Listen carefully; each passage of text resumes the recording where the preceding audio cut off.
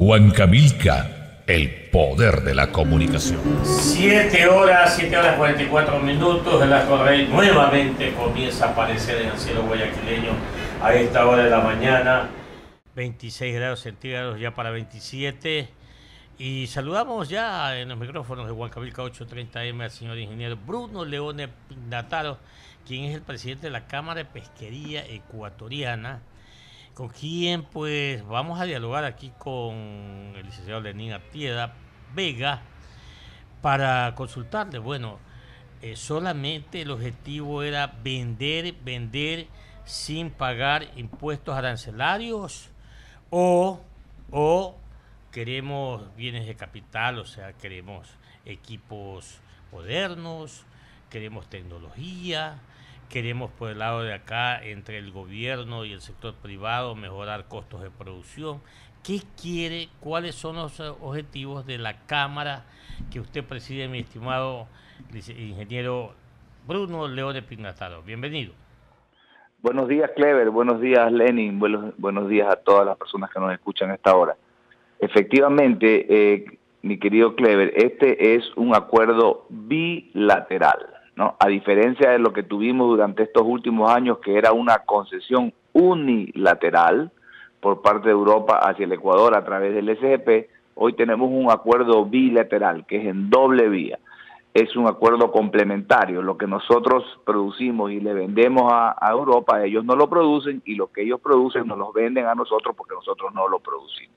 Entonces, aquí estamos logrando varias cosas. Primero, mantener un mercado importantísimo para las exportaciones pesqueras ecuatorianas. Ya lo hemos dicho, son en el orden del 60% de las exportaciones atuneras del Ecuador van a Europa. Entonces, ahí estamos logrando mantener ese mercado con la expectativa ahora de tener un acuerdo bilateral de largo plazo, hacerlas crecer, por un lado.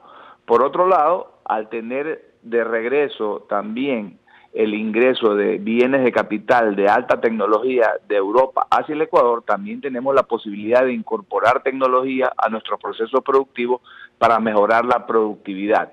Porque ahora, después de haber cumplido este paso, que todavía no termina porque se está trabajando en la ratificación, lo que se viene es mejorar la competitividad del Ecuador, porque teniendo la apertura de ese mercado importantísimo de más de 500 millones de personas, ¿verdad? Y de eventualmente no poderle sacar el máximo provecho porque nuestro producto es demasiado caro, producto de los altos costos internos del Ecuador, sería como morirnos de sed frente a la fuente.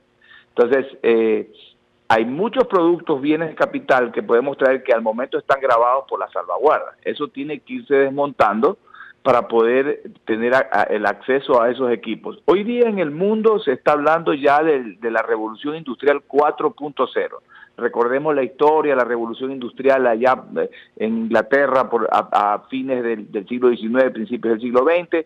Hemos pasado por varias revoluciones. Hoy se está hablando de la revolución de nivel 4.0, donde se incorporan procesos productivos de alta tecnología, la robótica, software especiales que reconocen, ¿verdad?, la productividad de una empresa. Entonces, a eso es lo que queremos acceder para tener la posibilidad de seguir compitiendo más y mejor. El Ecuador, dolarizado como está, necesita exportar más y mejor, ¿verdad? Entonces, no solamente es un paso importantísimo, no, por favor, que no se malinterprete, es un paso importantísimo haber concretado el acuerdo de mercado europeo, pero también tenemos que hacer el trabajo interno, mejorar la competitividad. Los factores de la producción tienen que ser revisados minuciosamente para ver cómo bajamos ese costo país que está demasiado elevado. Como ejemplo, le pongo dos casos de dos rubros que afectan a la producción. El costo de la energía eléctrica. El Ecuador invirtió miles de millones de dólares en la construcción de hidroeléctricas con el objetivo de tener una energía limpia, amigable con el medio ambiente, pero también mucho más barata. Al momento, los sectores productivos no hemos podido comprobar, digamos, ese beneficio porque el costo de la energía sigue siendo muy caro. Por otro lado, acabamos de recibir para este mes el incremento exagerado del búnker, que es un residuo de la refinación del petróleo, que es el combustible con el que se mueven los calderos de la industria, los calderos que generan vapor, vapor necesario para los procesos productivos, para la parte de lo que es cocción y esterilización de los productos alimenticios. El 66% de las industrias ecuatorianas están en el campo de los alimentos y bebidas. Entonces, este elemento es importantísimo para la producción y hemos recibido un incremento del 34% de un mes a otro, y si analizamos en los últimos 6 meses lo han subido en 86%. Entonces, no se puede seguir manejando de esa manera, ¿verdad?, los costos internos del país, porque lo que hacen, lo que están logrando es asfixiar el margen de las empresas y de alguna manera impidiendo, digamos, que la competitividad. 7:50 minutos. Al diálogo se incorpora el licenciado Lenín Artieda Vega. Lenín. Sí, yo quería preguntarles si es que ustedes como sector productivo conocen, ustedes han leído, tienen en sus manos el documento completo del acuerdo que se ha suscrito con Europa. El documento ya está en la página del ministerio, se lo puede buscar y se lo puede bajar ahí, pero más o menos conocemos las líneas grandes, las líneas mayores del acuerdo, y en su momento, pues, el producto de esta dinámica que permitió el ministro Casinelli de ir informando y de tener un trabajo, digamos, de ida y vuelta con el sector privado, hemos ido siendo informados de cada una de las cosas. Entonces, el documento se gana y se pierde, tiene cosas buenas, tiene cosas malas. Ustedes señalan y destacan lo positivo, pero ¿con qué no están de acuerdo? A ver, el documento es el acuerdo propiamente dicho, es un acuerdo positivo para el país. La balanza comercial entre Ecuador y Europa es superavitaria para el Ecuador. O sea que desde ese punto de vista, desde el punto de vista macro, digamos, tenemos un saldo favorable ahí. Desde el punto de vista del acceso a nuestros productos, eso está garantizado, ¿verdad? Después, habrá que estudiar el acuerdo, porque no solamente estos 5 productos, Lenin, que son el banano, las flores, camarón, la pesca, el cacao y el café, han logrado acceso preferencial con 0 impuestos. Hay otra cantidad grande de productos que hay que analizarlas y ver si esos productos, por las condiciones naturales del Ecuador, son posibles producirlos aquí para podérselos vender. Se ha logrado proteger, por ejemplo, sectores sensibles de la economía ecuatoriana, como son toda la parte de los lácteos, toda la industria alrededor de la parte láctea, se la ha logrado proteger. Hay elementos que, por ejemplo, estas denominaciones de origen ya se ha logrado posicionar, por ejemplo, la denominación de origen de cacao de arriba. Ningún otro país, nuestros competidores del África no podrán posicionarse con ese nombre. A su vez, también productos europeos se han posicionado con la denominación de origen, por ejemplo, el queso parmesano, el queso de Parma. Entonces ya no se puede hacer un queso aquí que diga queso parmesano, se podría poner queso tipo parmesano, digamos. Ese tipo de cosas, pero son reglas del juego mundiales que hay que respetar y que nosotros la vemos bien. Ahora, una cosa ya por fuera de este acuerdo comercial, yo quisiera saber si usted, como representante del sector productivo, ha encontrado hasta ahora en el discurso político de los candidatos a la presidencia de la República elementos que le llamen la atención, que lo convenzan, que lo convoquen, o cree que todavía es muy temprano para tener esa expectativa por parte de quienes aspiran a gobernar este país? Bueno, a ver, primero debo decirle que de las encuestas que yo he podido ver, que son las que ha podido ver la mayoría de los ecuatorianos, la principal preocupación o angustia de los ecuatorianos es la falta de empleo, ¿verdad? Y la que está en segundo lugar es la carestía de la vida, después viene la seguridad, después viene la corrupción y después vienen otros temas más. Entonces, yo creo que estamos muy temprano porque recién se han empezado a inscribir, la mayoría están a nivel de precandidatos y algo han mencionado. Recién se comienzan a esbozar los planes de gobierno de los diferentes binomios. Pero, por ejemplo, escucho a Cintia Viteri hablando de que hay que bajar los costos de la producción para poder mantener el nivel de los salarios. Digamos, es una propuesta que está ahí, hay que desarrollarla más, en su momento habría que pedirle a los candidatos que expliquen un poco más. El candidato Guillermo Lasso, por ejemplo, dice que él ha firmado, inclusive he visto un documento donde él se compromete que cuando él sube va a bajar ciertos impuestos, el impuesto a la salida de divisas, que más que impuesto a la salida es un impuesto a la entrada, ¿verdad? Escucho al candidato Paco Moncayo, que dice que tiene que trabajar en los temas de la corrupción, etcétera, etcétera. Entonces, me parece a mí que una vez que se cumple el plazo que vence este viernes de inscripción de los candidatos, de las candidaturas, y comiencen ya a presentar sus planes de gobierno, habrá que reunirse con ellos. Nosotros, como sector, inclusive tenemos preparada una presentación para, si es del caso, irnos reuniendo con cada uno de los candidatos, contándoles un poco cuáles son los puntos de vista del sector pesquero que necesitaríamos para nosotros poder seguir compitiendo y exportando más y mejor. Estamos a la expectativa de eso, como todos los ecuatorianos. ¿Ya todo el gobierno le ha escuchado algo así rescatable? Perdón, Lenin, no le escuché. Que si al candidato de gobierno le ha escuchado decir algo rescatable que vaya acorde con las necesidades, con los requerimientos del sector productivo. Bueno, lo que el ingeniero Lenín Moreno hasta ahora ha comunicado es muy poco. Lo único que más o menos he podido ver es que él fue invitado a un debate y él dijo que él no quería debates sino conversatorios. Yo considero que los ecuatorianos tenemos el derecho a escuchar los puntos de vista de los diferentes aspirantes a la presidencia de la República para saber y tomar una decisión. Recordemos también que las encuestas hablan de que hay más de un 52% de indecisos, entonces sí es importante que hayan este tipo de debates o conversatorios, como cualquiera que sea el nombre, pero que sea ante la opinión pública para que la gente pueda ver, entender, inclusive que hayan posibilidades de interacción con la ciudadanía para que hayan preguntas y repreguntas y se pueda realmente entender por dónde es que nos quieren llevar, porque lo que sí está claro, mi querido Lenin y Clever y los amigos que nos escuchan, lo que sí está claro es que este modelo económico de hacer crecer el país por la vía del gasto público se agotó hace algún tiempo, no va más, ¿verdad? Y entonces Ecuador tiene que ver cómo plantea una economía postpetrolera, ¿verdad?, que nos permita seguir por la senda del crecimiento que nos lleve a un mejor nivel de vida a los ecuatorianos. Eso sí está claro y eso sí tiene que ser expuesto con manera muy clara, valga la redundancia, por todos los candidatos.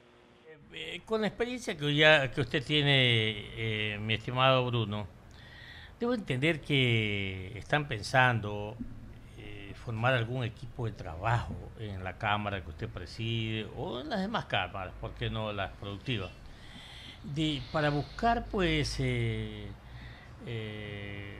los costos óptimos para la producción, por ejemplo, los insumos. Hablemos de los lubricantes, hablemos del búnker, hablemos de diésel, hablemos del agua, hablemos de la energía eléctrica, hablemos de la flexibilización laboral, hablemos de la empaquetadura, todas estas cosas que van sumándose y que van afectando al costo de producción, que al final del día, Bruno, llegas al mercado, por más que tengas firmado tu acuerdo de comercio precioso con filos de oro, no puedes competir en el mercado porque hay otros productos similares, pero con costos más bajos. Así es, mi querido Clever, así es. Nosotros estamos permanentemente en ese trabajo, tenemos una estructura de costos muy clara, muy definida, que se la hemos expuesto a las autoridades en su momento. Inclusive tenemos una que usted no mencionó. Nosotros estamos dolarizados, ¿verdad? El dólar ha sufrido a lo largo de este año una apreciación, digamos, versus otras monedas. Eso ha causado un encarecimiento por tipo de cambio del producto ecuatoriano también. Entonces yo comentaba el día de ayer en una reunión que el dólar, para bien o para mal, es la moneda que usamos en el Ecuador y está aquí y debemos defender ese modelo de dolarización. Entonces, veamos la parte positiva del dólar, es que es una moneda dura que nos da certidumbre en el tiempo y sobre esa base podemos construir. Tenemos esta otra, digamos, esta otra parte que, digamos, adversa, que es que al no tener política monetaria no podemos jugar con la devaluación de la moneda, entonces tenemos que manejar los costos internos, lo que usted bien acaba de decir.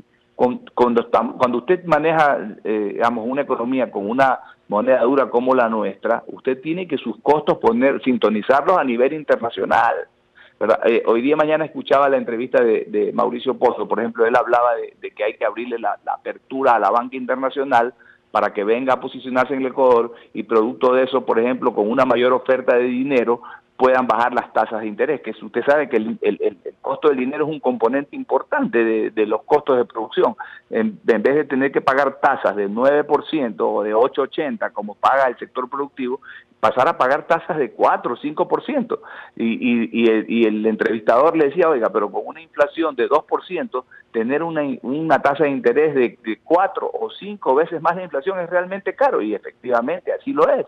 Entonces ese es un tema que hay que trabajar. Ahora, en el tema del desmonte de las salvaguardas, para poder llevar todo lo que son materias primas y bienes de capital a 0% de impuestos, pues es algo que debe hacerse, porque aquí el Ecuador no produce pues maquinaria pesada, maquinaria con tecnología de última generación, no la producimos, tenemos que esa tecnología comprarla, ¿verdad? Y no puede estar recargada de intereses.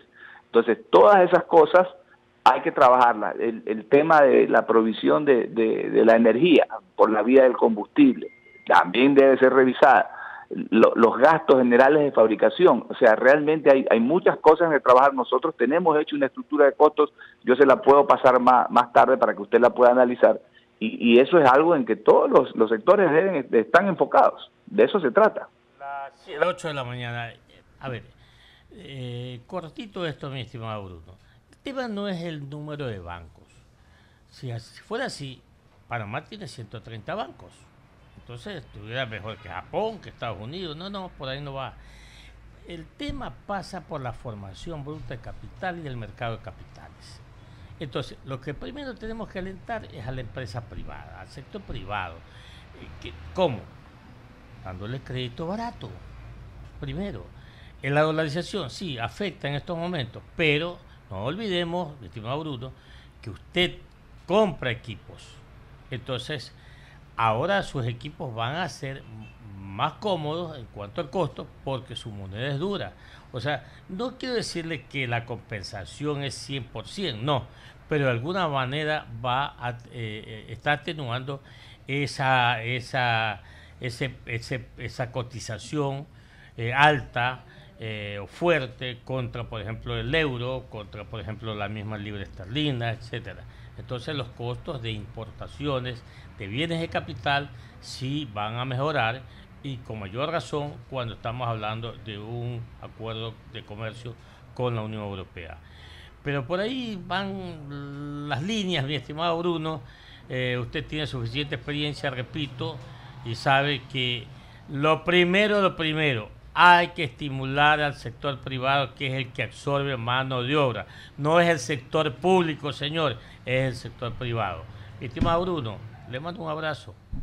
Gracias, Clever. Solamente quería comentar algo, lo que usted dijo, que me pareció importantísimo, el mercado de capitales. Mi querido Clever, hay que incentivar el mercado de capitales, pero por ejemplo, este gobierno le puso impuestos a las transacciones, a la venta de las acciones. Eso va en contra del estímulo del mercado de capitales, por ejemplo. Correcto. Y lo que usted acaba de decir, de tener una moneda dura cuando usted exporta es un problema, pero cuando importa se favorece. Entonces es de ida y vuelta. Por eso yo decía, analicemos los pros y los contras de un modelo dolarizado, entonces trabajemos sobre lo fuerte y mejoremos lo débil. Entonces así podremos ir construyendo. Pero para eso tiene que haber algo que es fundamental e importante, ¿no? Tiene que haber confianza, tiene que haber serenidad, tranquilidad, reglas claras, para sobre esa base poder construir. Ese es el Ecuador que queremos, ese es el Ecuador en el que todos estamos empeñados, y ojalá que así sea. Muchas gracias por la entrevista, Clever, Lenin, y muchas gracias a todas las personas que han tenido la paciencia de escuchar. Como siempre usted, mi querido Bruno, muy amable. Que le vaya bien, un abrazo para usted. Fuerte abrazo.